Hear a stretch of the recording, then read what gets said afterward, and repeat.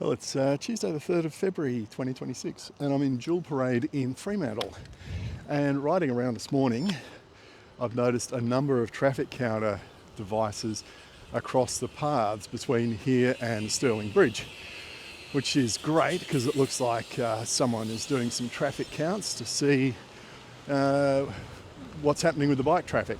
However, for some odd reason, there isn't one in Jewell Parade, at least not so far. Let's ride to the end and have a look. No. Okay.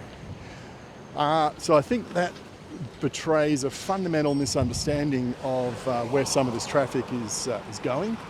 Now, I presume whoever's put this out, they've looked at the old traffic route for cyclists, which was to come down Pearse Street and cross the road here at Tydeman Road, and then get on the shared path, which is where that white car is parked, that's where it used to be, and would cut through the back of the Swan Hotel.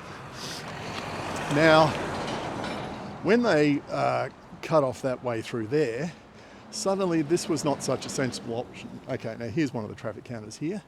I'll just go around and show you. They've got it chained up to a tree there, so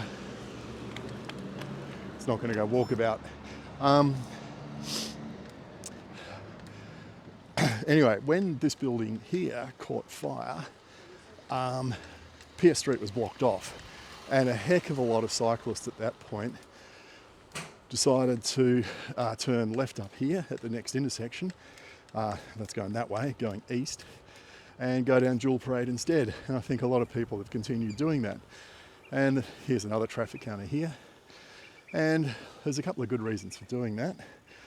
One of them is the little stretch of path between the end of Pearse Street here and Jewell Parade is not that great, particularly on bin day when there's lots of bins all over it. And the big issue is at Jewell Parade, there's this big brick wall like this, and you can't see vehicles coming out of Jewell Parade until the very last second.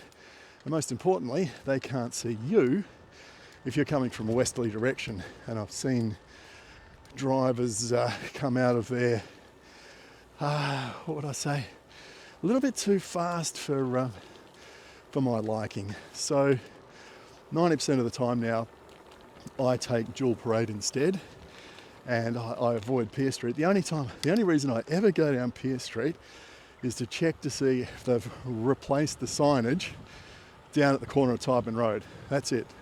I check it once every couple of weeks. Signage has been missing for well over 6 months now, and I'm wondering if it's ever coming back. But anyway, I wonder what they're going to do with the data.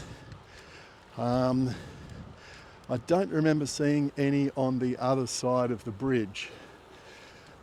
So it might be just a local council thing that they're collecting data for something they want to do. I don't know.